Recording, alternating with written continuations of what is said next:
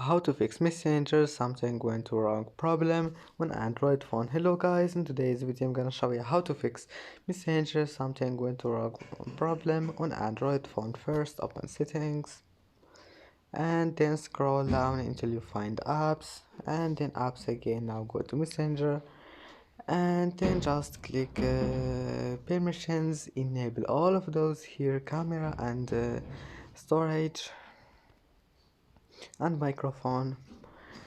And now just go to data usage and enable mobile data and Wi-Fi and background data, and then just go back and restart your phone and your problem must be fixed. And that's it for today's video. If you like this video, don't forget like and subscribe, and see you in the next video.